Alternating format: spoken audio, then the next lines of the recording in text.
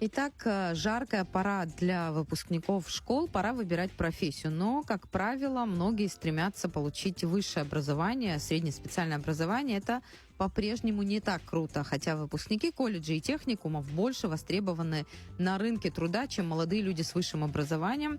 Нужно ли нам столько людей с высшим образованием, и почему молодежь не очень охотно работает руками? Об этом будем говорить с директором Сухумского государственного индустриального колледжа Светланой Габли. Она у нас в студии. Светлана Николаевна, приветствую. Здравствуйте. Светлана Николаевна, говорим сегодня о вообще востребованности среднеспециального образования. Из года в год, вот последнее время, мы наблюдаем такую тенденцию, что выпускники больше стараются, в вуз поступить, высшее образование получить, даже если они потом не работают, а вот профессии такие осваивать, которые легко потом можно и трудоустроиться, с которыми легко можно трудоустроиться, не так охотно выбирают. Вы со своей стороны как оцениваете эту проблему? Действительно ли вот спрос на среднеспециальное образование по-прежнему не такой высокий, как, допустим, интерес к высшему? Сказать, что все так же, как и было раньше, может быть, намного лучше. Немного. То есть даже вот так изменилась ситуация? Изменилась, да, можно сказать, но большого отрыва нет, конечно, хотелось бы по количеству. Но к нам идут в основном с 9 и 11. Есть категория ребят, которые идут осознанно. Они знают, что они хотят, какую они профессию хотят. А есть ребята, которые вынуждены после 9 класса пойти куда-то. После 9, будем говорить честно, из них 50%, а может быть даже 60%, они неосознанно идут на ту или иную профессию. Первый год у них школьная программа, поэтому за 1 год многие из них, больше половины, они начинают понимать, куда они попали, какие тут специальности. Если они даже поступили на какую-то специальность, то через год они уже меняют. Им нравится другая специальность, потому что они увидели мероприятия какие-то по поводу этой специальности или с ребятами познакомились. По разным причинам ребята уже меняют свое видение к этой профессии. И бывает и такое. Бывает так, ребята очень небольшое количество, которые до конца неосознанно это, заканчивая наш колледж, ребята все-таки взрослеют, они становятся другими, более в характере даже, скажем, поспокойнее, ответственнее становятся. Ребята прямо на глазах растут. Это не новость, это потому что, как правило, после 9 же к вам приходят классы, это те, кто период взросления. Это те, кто после 9. Но если, например, у нас помимо своей специальности, у нас 7 специальностей, это менеджмент, банковское дело и бухгалтерский учет, это экономическое, и еще у нас гостиничный сервис и технические специальности, это ремонт автомобилей, строительная специальность электриков. У нас есть еще краткосрочные курсы электриков, а это специальность на среднеспециальная, чтобы уже получить диплом. И такие специальности, туда ребята, конечно, уже после 11 и на заочном могут пойти, и на очном, как у них и с работой, как они хотят. За последнее время вы можете говорить о том, что стали больше поступать, особенно на последние технические вообще, специальности? Честно говоря, больше куда поступает, это гостиничный сервис, большое количество ребят, и ремонт автомобилей. И это 2 специальности, на котором большое количество. Но сказать, что на других нет, тоже, если не так много, но группа все равно набирается. Не бывает такой, чтобы группа не набиралась. И еще у нас помимо в наших этих специальностей, среднетехнические, у нас еще есть краткосрочные курсы на 6 месяцев. Это электрики, сварщики, сантехники и штукатуры, маляры, и вот облицовщики в одном. Вот это, во-первых, бесплатное. Ну, у нас все бесплатное, мы государственный колледж, но эти курсы бесплатные и 6-месячные, во времени тоже выигрывают ребята. И они могут это совместить со своей главной учебой, потому что занятия на краткосрочных начинаются после 2 часов. И ребята, и даже девочки у нас идут на, можно сказать, мужские профессии и осваивают его не хуже ребят. У нас вот недавно был даже конкурс по этим специальностям. Девочки ни в чем не отставали, если не впереди шли. Так что, но, несмотря на все это профессии, которые мы знаем. Это такие, скажем, классические. А сейчас время идет вперед. Ребята хотят на программистов, на другие специальности. Связанные с IT, да. С IT, да, технологиями. Ребята хотят очень. Многие спрашивают. Я уверена, вот у нас количество всегда колеблется от 300 с лишним и до 300. Мне кажется, там увеличилось бы в разы. Если была у вас вот такая возможность. Светлана Николаевна, но вот такого, чтобы был конкурс, и чтобы там вы отбирали из 5, допустим, 5 человек на место, как в вузах бывает, такого вот ажиотажа Такого нет. ажиотажа нет, но вот эти профессии, которые я сказала, с IT-технологиями, с программированием, там, другими, то я думаю, что обязательно будет конкурс, потому что там не все смогут учиться, это раз, а во-вторых, их количество будет в разы больше. Но при том, что вот конкурса нет, а когда начинаешь искать тех же сантехников, электриков, их сложно найти. То есть на рынке труда эти специалисты очень востребованы. Но при этом молодежь все же, вот согласитесь, выбирает вуз, если будет у ребенка выбор, предложат, помогут там родители, будут поддерживать его, потому что кому-то из районов нужно приезжать в столицу, поступать или куда-то за пределы страны. А все-таки выберет вуз. Ну почему в эту сторону пока я перекос? вам скажу, 70% наших ребят — это из обычных, простых семей. Ребята, которые не то чтобы не имели возможность, но и, не имеют возможность, потому что не так учились в школе, скажем, да, у них тройки там, во-первых. Во-вторых, и возможностей нет вот в университет пойти. Такие, да, к нам идут. Но есть ребята, которые в школе хорошо учились, у нас на красный диплом заканчивают. Такие тоже есть. Вот это тоже. Какая мотивация у этих детей? У этих мотивация у ребят такая, что они быстрее закончат образование, они знают уже наперед, и они уже с профессией начнут зарабатывать. У всех студентов на лето все вот уже начинают отпрашиваться, они уже устраиваются на работу. Если раньше наших ребят никуда не брали или как-то это было сложно, и мы отслеживать не могли, потому что мы нигде их не устраивать не могли, не было госзаказа, как в старое время. А сейчас наши ребята, они даже вот ко мне сегодня студент подходил, и он сказал, место займут потом.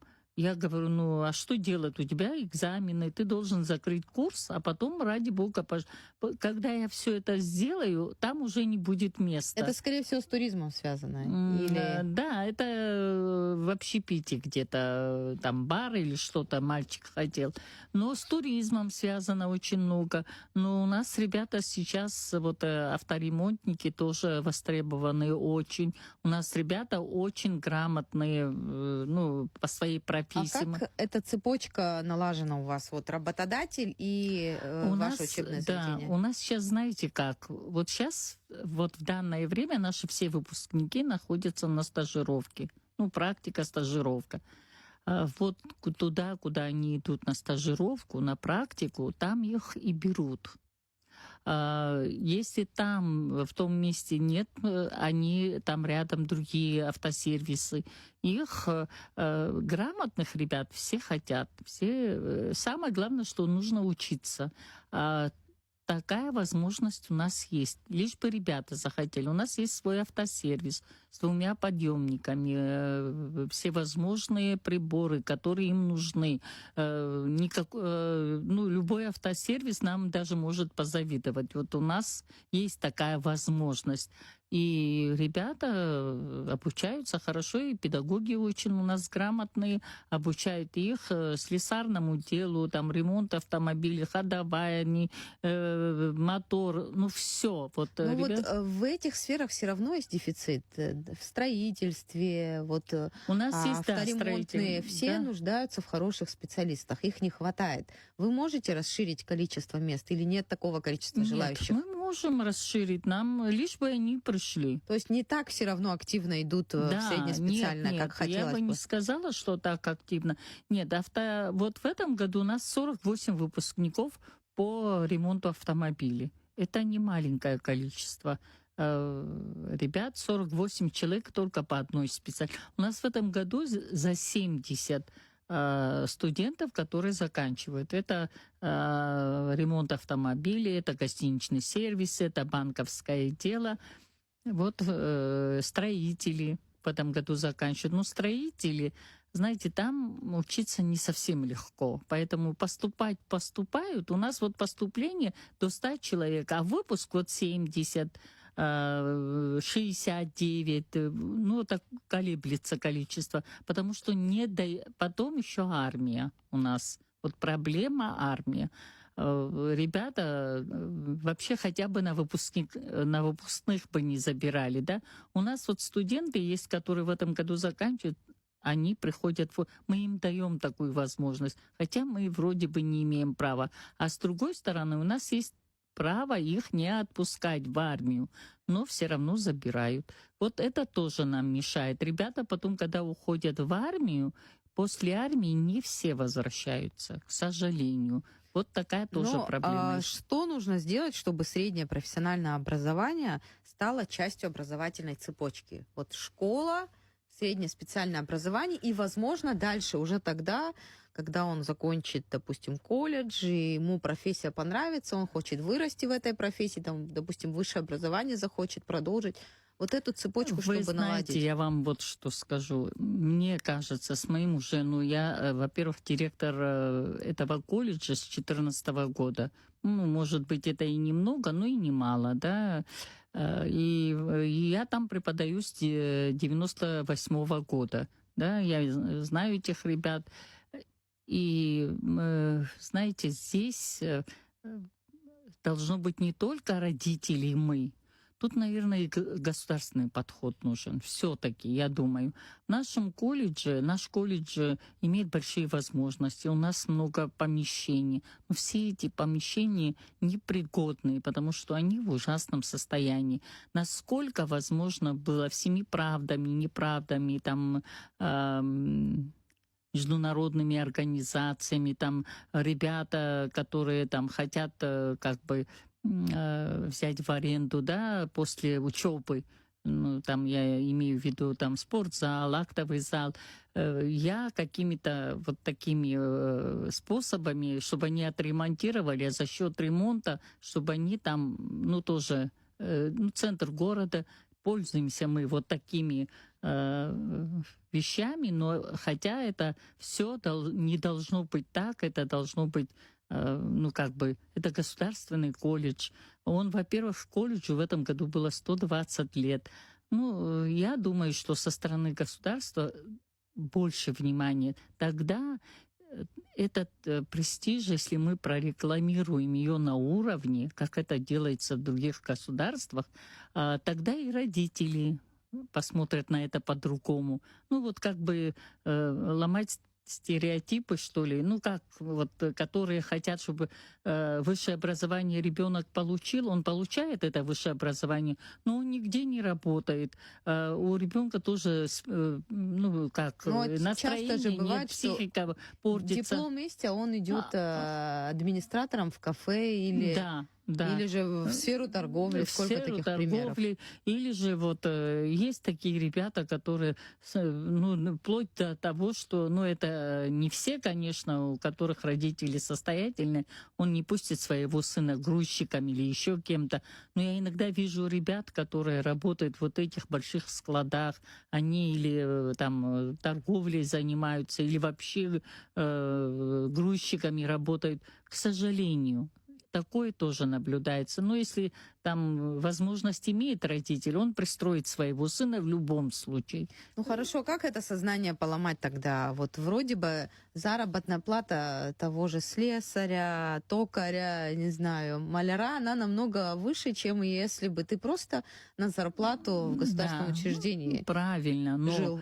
если бы мы все вместе сообща, да, это Министерство образования, это правительство, вот к колледжам, если бы, да, вот так вот отношение было бы чуть, ну, повнимательнее или вот То есть там престижнее. условия На создать? престиж, да, престиж ему создать, да, вот такой. Мне так кажется, что людям было бы более интересно пойти туда. Я не говорю, чтобы в университет не шли, но у нас и на нас хватает, и на университет. У нас, слава богу, молодежи полно, и есть ребята, которые вообще ничем не заняты. И чтобы вы понимали, к нам, когда приходят ребята, они в школе, ну, я не знаю, как они там учились, но у нас еле-еле первый курс. Я всех прошу, уже вот лет 5-6 мы никого не исключаем.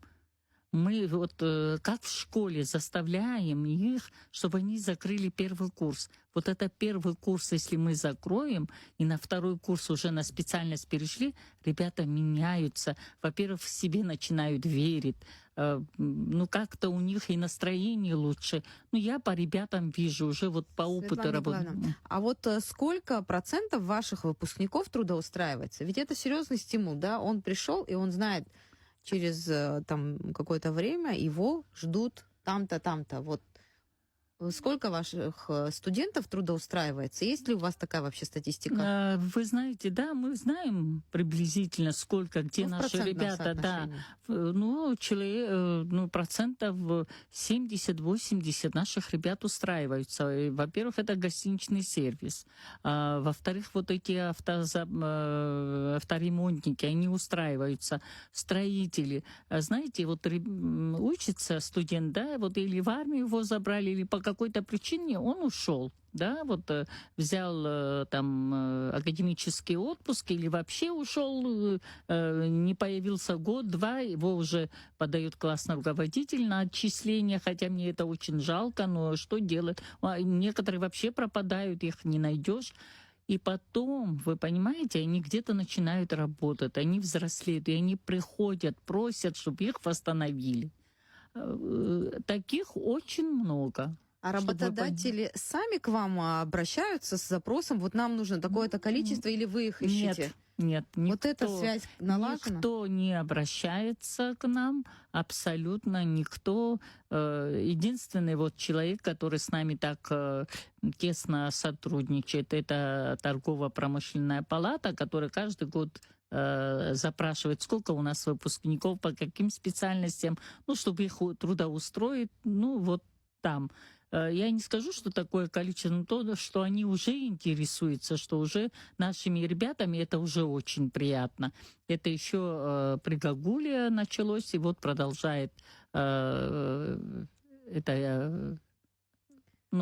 Традицию эту продолжайте. Да, ну, хорошо было Валерьевна бы же. продолжает, и нам очень приятно. Они всегда нас приглашают на свои мероприятия. Ну, как-то вот мы держимся на уровне, и нам приятно это. А так, и еще я хочу сказать, есть у нас АТП, да, вот директор там Шулумба. Он является, во-первых, председателем... предприятие. Да, транспорт. Во-первых, он является нашим председателем наших госэкзаменов по этому предмету. Уже лет, ну, больше не знаю, лет 15, наверное. Наши ребята к нему идут на стажировку, на практику, он их знает, но всех он устроить не может, потому что у него там своих сотрудников.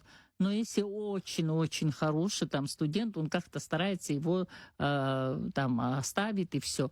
А вот сейчас у нас договоренность идет вот с автосервисами, там Фара, там еще другой автосервис, которые хотят наших ребят принять на практику и в дальнейшем трудоустроить. Да, это нас очень устраивает. Но вот гостиничный сервис, там сейчас у нас, вы сами знаете, сколько гостиниц наши ребята устраиваются. Ну, вот что мешает наладить эту связь? Вот с новые гостиницы появляются, крупные отели. Ну, знаете... Им же нужны работники. Они постоянно говорят о том, что не хватает сотрудников. Не хватает, потому что они, ну, не знаю, может, недооценивают наш колледж. А хотя в нашем колледже очень хорошие преподаватели, вот, да, я, ну, так хвалю, но это на самом деле. Ребят так готовят, и они вот сейчас на практике, да, наши ребята. И вот нам сейчас нужно госэкзаменом, стажировку, а тут начался сезон. Вот наши ребята как бы не удел, да, они им не нужны. Они лучше привезут. Вот был такой случай, это несколько лет тому назад, кто-то открыл гостиницу, он, мне кажется, репатриант, вот если, чтобы я не ошиблась, и его спрашивает там женщина, а там какой-то круглый стол был у Цизы Кязымовны. И она спрашивает, ну что, вы нашли людей? Он говорит, ты знаешь, никого. А я сижу рядом, он даже не думает, кто я, что я.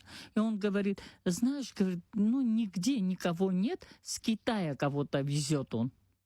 Я была в шоке. Вот смотрите, один город небольшой, и вот коммуникации нет. Почему? То есть это не желание самих представителей турбизнеса или где вот... Ну, я не знаю. Вот почему-то они наших ребят... звено? Да, ну, наверное. И еще, знаете, если кто хочет, вот у нас есть страница СКК, они могут там посмотреть, про наших ребят узнать, увидеть. Если заинтересованность была, я не знаю, кто это должен такое. Мы и так стараемся себя проявить. Страничка у нас есть, ну, министерство наше знает про нашу работу.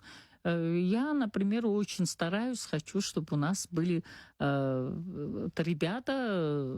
А вот биржа труда, про которую много лет, да, говорили, пытались даже что-то сделать в Министерстве труда. Ничего, абсолютно. Где были бы вакансии, которые нужны, и специалисты, которые готовы работать. Вот сейчас у нас намечается встреча с работниками аэропорта. Вот они хотят к нам прийти. Мы сейчас своих выпускников, они на практике, мы хотим их собрать и вот назначить один день.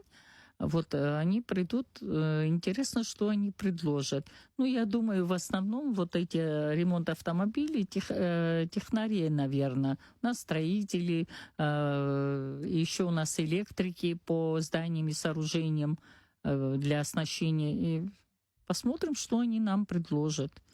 И еще в сфере обслуживания, да, могут и наши с гостиничного сервиса девочки хорошие очень заканчивают у нас. И банковское дело, там тоже идут даже двое на красный диплом. Если предложат, посмотрим. Вот они хотят с нашими выпускниками познакомиться. Ну, новые объекты появляются, да. И с развитием туризма, экономики, востребованность в выпускниках колледжа, она только возрастает. Но при этом к нам, да, приезжают. И вот эту сферу услуг, где могли бы и ваши, допустим, выпускники работать, эту нишу постоянно занимают и приезжие мигранты. Вот как сделать, чтобы больше... Да, знаете, я раньше думала, на рынке что... труда свое место заняли местные выпускники. Да, вот хотелось бы, конечно. Коротко, если... Да. Мне раньше казалось, что оплачиваемое для иммигрантов, я думала, там меньше платить надо, и потому они их берут. Да. Я бы не сказала. Им сейчас иммигранты большие деньги требуют, а наши ребята за небольшие деньги пойдут работать. И чтобы вы понимали, мы ребят воспитываем в То есть духе они патриотизма. тоже Мы готовы работать, но Да. что-то пока мешает. И конкуренция все же. В конкуренции мигранты выигрывают, мне кажется. Да, Хотя выигрывает. это тема для обсуждений, для исследований. Светлана Да. Николаевна, большое спасибо, что были с нами в студии. Спасибо. Напомню нашим слушателям, мы говорили с директором Сухумского государственного индустриального колледжа Светланой Габлия о востребованности средних специальностей, о том, как вообще повысить престиж